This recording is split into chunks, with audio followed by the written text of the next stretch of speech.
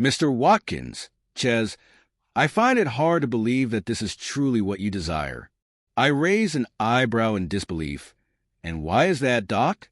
While I understand the natural inclination for revenge, I must emphasize that it is a dangerous reaction that will undoubtedly have negative consequences for you. I turned my head slowly to the right, directing my gaze towards Amy, who had her head down, seemingly attempting to make herself inconspicuous during the ongoing conversation. After observing her for a few moments, I shifted my attention back to Dr. Carnes and noticed her feeble attempt at a friendly smile. I also couldn't help but notice the absence of any rings on her left hand. She was an attractive woman, closer to my age, but her actions over the past few weeks had been testing my patience. Well, Doc, I yawned. I am certain of my decision. I fail to comprehend how this could possibly work against me. I simply cannot envision such an outcome. Well, let's consider this.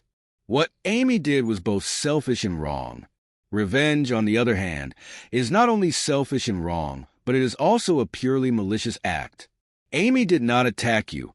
Seeking revenge would only convey to Amy that your sole intention is to inflict harm upon her in return, indicating a lack of love or concern for her or the marriage. I believe your presence here signifies that you do care. And I apologize, Doc, but you may have forgotten that I initiated the divorce proceedings. Remember, I am here because Old Faithful, a play on the name Loyal Old Man, the name of a geyser located within Yellowstone National Park, contested it and demanded consultations, which the court granted. Yes, however, we must collaborate to rebuild trust, and this will undoubtedly be more challenging if she loses faith in you. What if she decides that your attempt to hurt her is more than she can bear and chooses to walk away from the marriage? I smiled at her. That would appear incredibly hypocritical to me. What are your thoughts, Amy?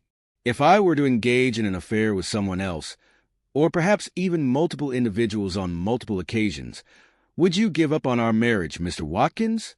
The best form of revenge is to uphold your dignity and principles, rather than stooping to such a level and having an affair as a means of retaliation. Thank you, document.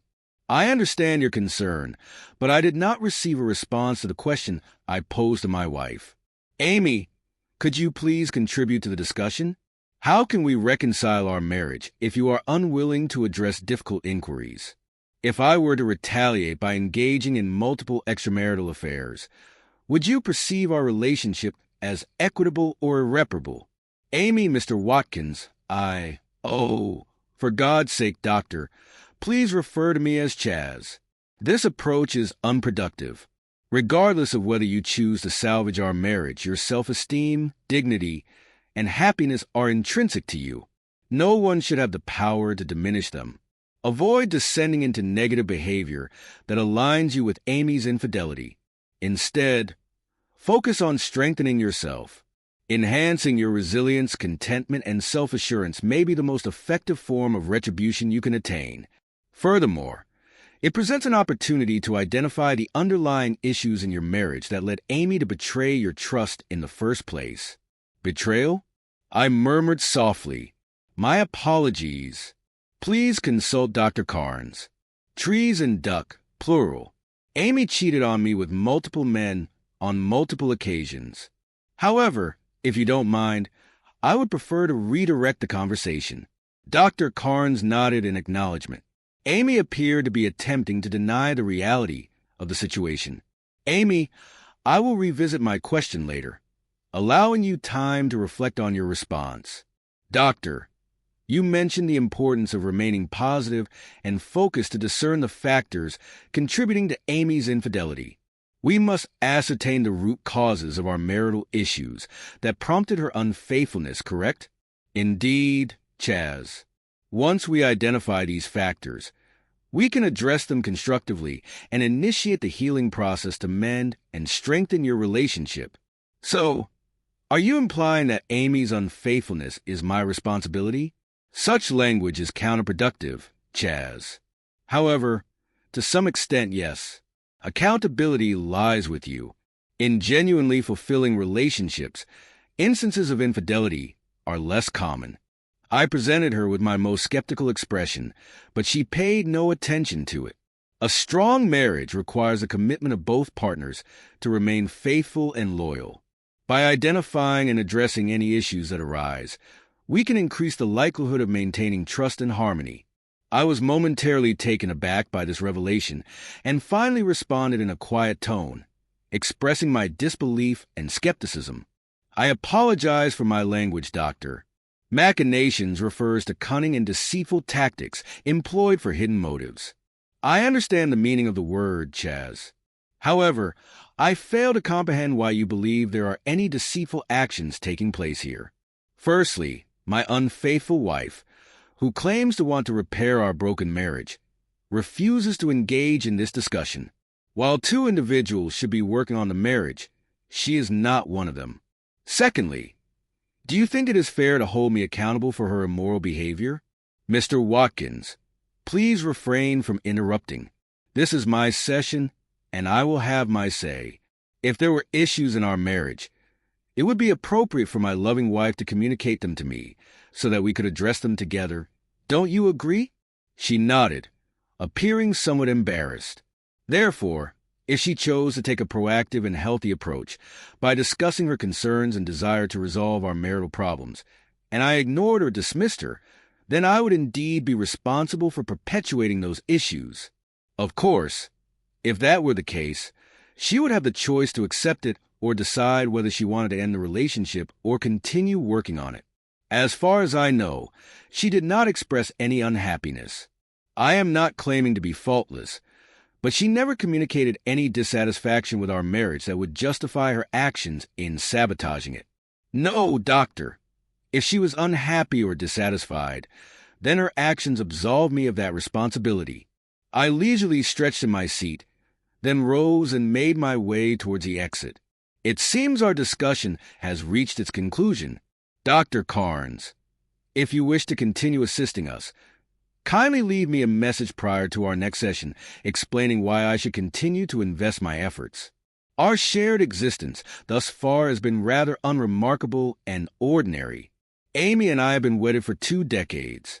We first crossed paths in college during our freshman year, but did not immediately embark on a romantic relationship as we were both involved with other individuals at the time. However, during that same year, we coincidentally encountered each other at a party and discovered that neither of us were committed to serious relationships. Consequently, we swiftly began dating. After a few months, I expressed my desire for exclusivity, but Amy declined. I gazed at her, expressed gratitude for the past few months, and wished her a contented life. She appeared perplexed. Chaz, wait, what's going on? Are you implying that if I refuse exclusivity, our relationship is over? Yes, Amy, that is correct. I am seeking a long-term partner, not merely a casual companion whom I must share. If it is not you, then I wish to be free to explore other options. But you can also date others, Chaz. I fail to comprehend why we must cease dating just so you can pursue others. We enjoy each other's company and have a fulfilling, intimate life. I am currently seeing a few men and still desire to spend time with you. You are likewise free to do the same. And if you happen to find someone special with whom you wish to pursue a serious relationship, I will not impede your path. I believed I had already found her. Amy, I apologize for wasting both your time and mine. Farewell. I did not resume dating Amy after that, and spent the remainder of my junior year exploring relationships with others. Occasionally, we would cross paths at social gatherings, but I never engaged in conversation with her, let alone contacted her. In my final year of college, I found myself in a relationship with a stunning Asian woman whom I was seriously considering marrying.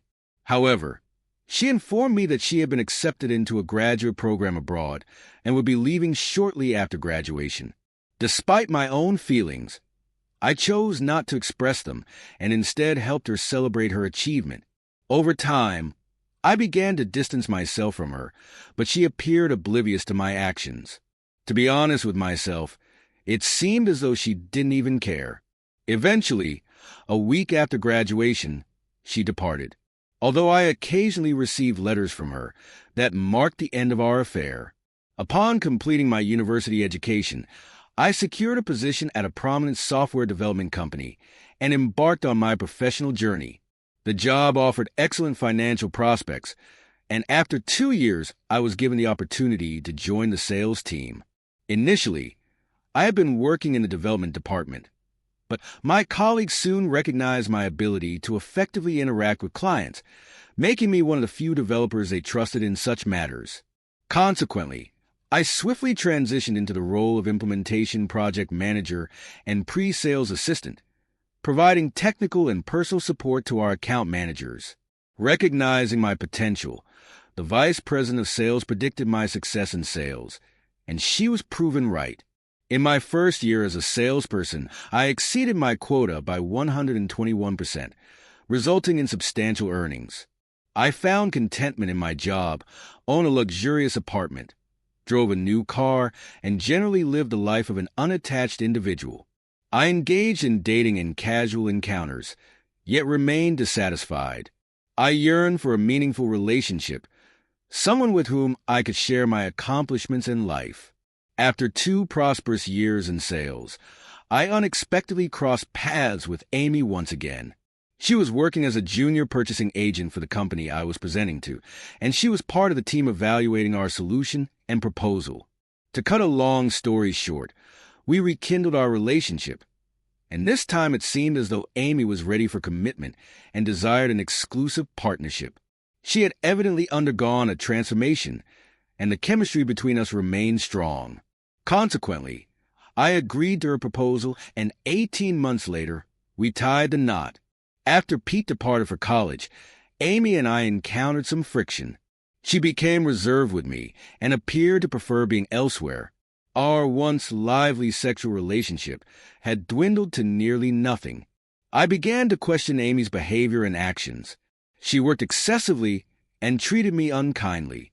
I have always been proactive in addressing issues, so I engaged a private investigator to uncover the truth. What events led us to this current situation?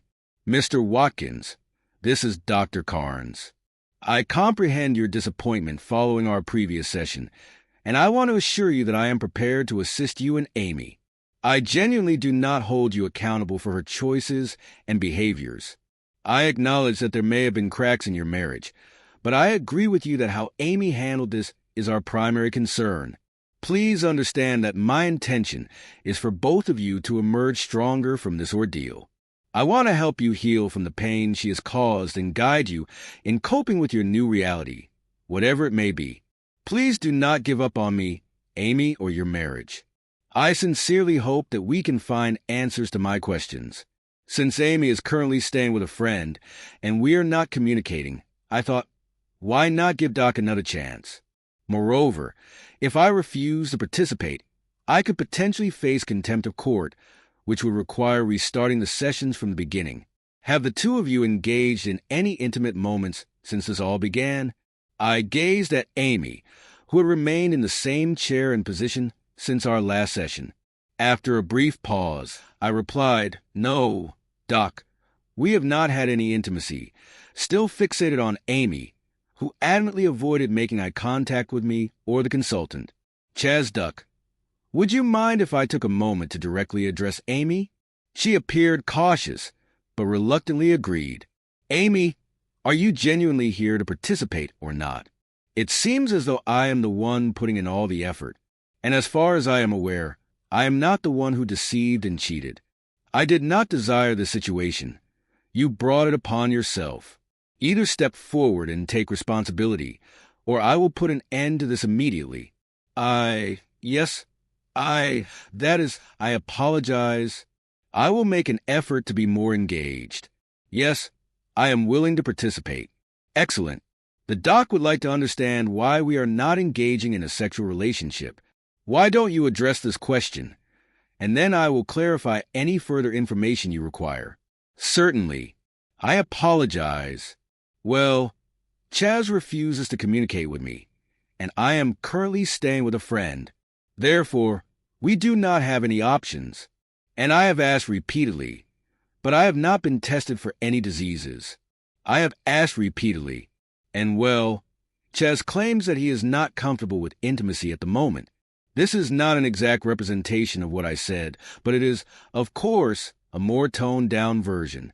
Doc, do you have any idea how many opportunities one have had over the years to engage in extramarital affairs?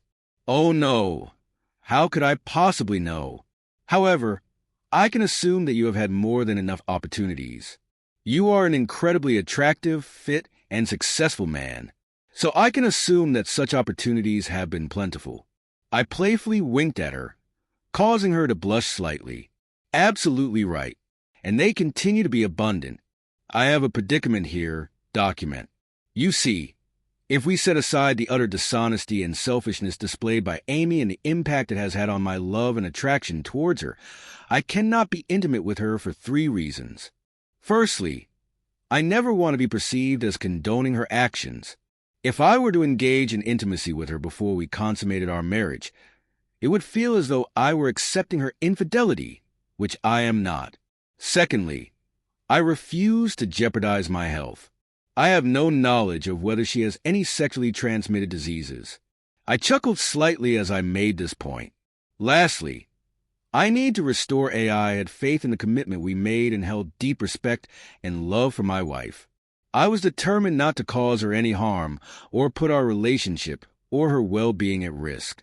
However, it seems that she is taking the opportunity to explore different options multiple times. In order for me to feel a sense of fairness, I believe I should have the same opportunity to see what other women have to offer. This is not about seeking revenge, but rather about seeking equality, fairness, and balance. Don't you agree that these factors are crucial in repairing our marriage? Amy quivered and Dr. Carnes pondered her response, chewing on the inside of her cheek. 5, she murmured. I began to grow impatient with this couple. Doc, how many more sessions are we required to attend by the court? She glanced at me briefly, considering changing the subject. Well, let me see. The court has ordered 4 more sessions. Chaz, fine. Let me ask you, do you think we can make enough progress for me to reconsider my decision to file for divorce within these next 4 sessions? Amy let out a sigh. I turned to look at her.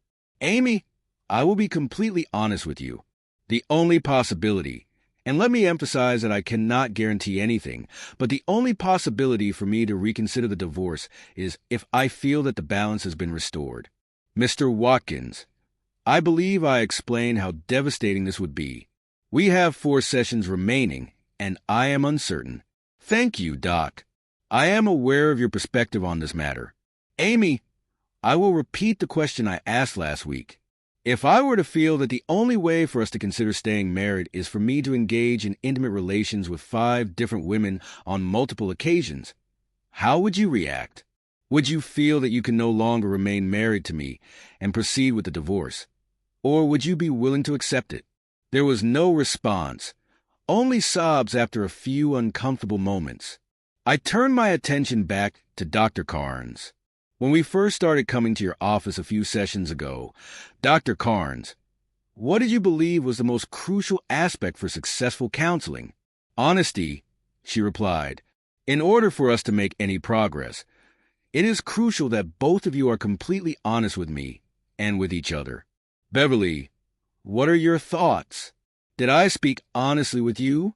Beverly's eyes widened slightly when I addressed her by name. Yes, I can confidently say that you were completely honest with me, Chaz. Thank you.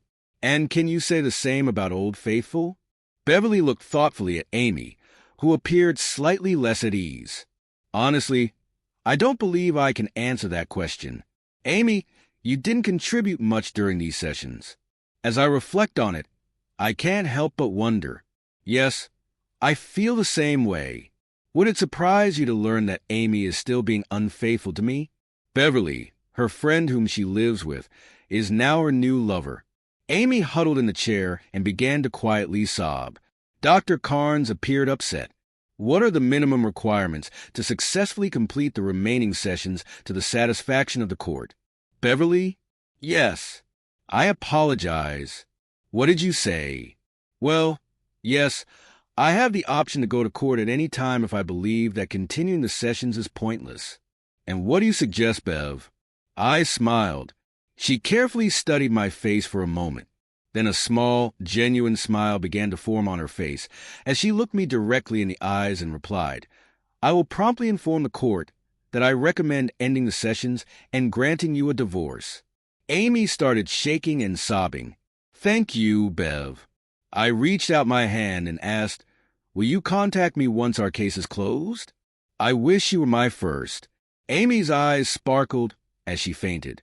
Count on it, Chaz. Make sure to subscribe to our channel so that your next partner doesn't betray you. And go ahead and listen to the next story because compared to it, this story is nothing. If you're under 18, don't even consider listening to the next one.